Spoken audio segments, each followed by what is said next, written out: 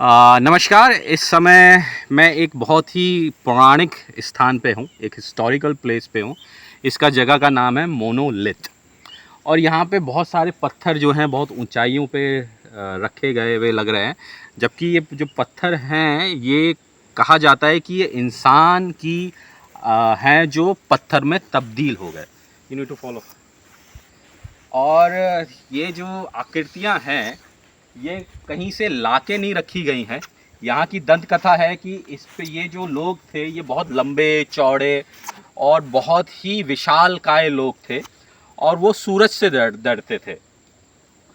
तो किसी वजह से कुछ ऐसा घटित हुआ कि ये जो हैं लोग जो हैं पत्थर में तब्दील हो गए। और पलावन जो लोग हैं, जो पलाव की जो लोग बताते हैं कि ये इसमें कुछ आकृतियों में चेहरा भी देखने मिलता है। और ये एक तरीके से उनका बहुत ही पौराणिक स्थान है पलाऊ का। लेकिन अगर मैं हिंदुस्तान की बात करूं, इंडिया की बात करूं, तो इंडिया में एक जगह है बस्तर जो छत्तीसगढ़ राज्य में आती है। और वहाँ पे भी इस तरीके के पत्थर देखे गए हैं। और वो कुछ साइट हैं उनको नेशनल हेरिटेज भी घोषित किया गया है। लेकिन उनकी कहानी अलग है। वहाँ की कहानी ये है कि जब कोई राजा मर जाता था या कोई बहुत ही विशाल ओहदे का इंसान मर जाता था, तब जो है पत्थर, एक ऊंचाई का पत्थर बना के वहाँ लगाया जाता था और उस पर पूरी कहानी को गढ़ा जाता था कि लिखा जाता था।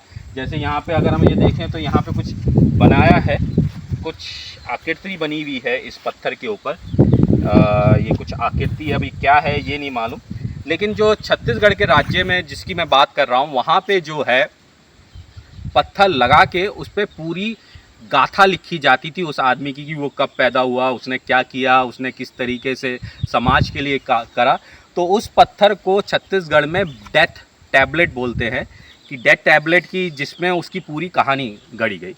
तो वो जो छत्तीसगढ़ का है वो भी कम से कम 3-3.5 हज़ार साल पुराना इतिहास कहता है। और ये स्थान भी कम से कम 3 से 4 हज़ार साल पुराना इतिहास कहता है कि यहाँ पे कुछ बड़े सारे लोग थे, वो पत्थर में तब्दील हो गए। लेकिन मुझे ऐसा लगता है कि वो पत्थर में तब्दील नहीं हुए, वो बल्कि ये शायद डेथ टैबलेट ही हो। लेकिन पलाऊ के लोगों को अपनी हिस्ट्री भूल गए हों, ये हो सकता है।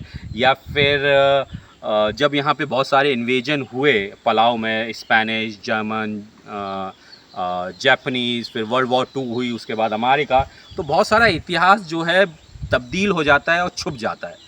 तो मेरा मानना ये है कि ये शायद डेथ टैबलेट है, जिस हिसाब से ये आकृतियाँ बनाई गई हैं। तो ये स्टोरी कही गई होगी उस आदमी के बारे में।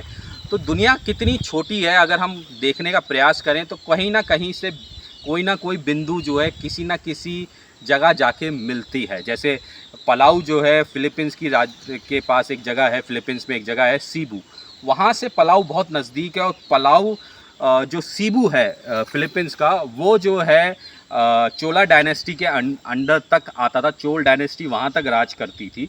तो हो सकता है कि जो पलाऊ के कुछ लोग हों वो चोल डायनेस्टी से यहाँ माइग्रेट हुए हों और वहाँ से पलाऊ बना हो, ऐसा मेरा मानना है। मैं हिस्टोरियन तो नहीं हूँ, लेकिन ये मुझे डेथ टैबलेट लगता है जो कि छत्तीसगढ़ राज्य में जो बस्तर ज़िला है जहाँ पे ये आदिवासी लोग रहते हैं उसको फॉलो करते हैं। तो काफ़ी कुछ मिलता जुलता है इतिहास, ऐसा मुझे लगता है। क्योंकि अगर हम बिंदुओं जोड़ें तो सभ्यताएं जो हैं एक दूसरे से आपस से में जुड़ी होती थी, एक दूसरे के कस्टम फॉलो करती थी। मैं हूं अंबर शर्मा, आप सब लोग मुझे मोगली बाबा के नाम से जानते हैं। मैं इस समय पलाऊ में हूं।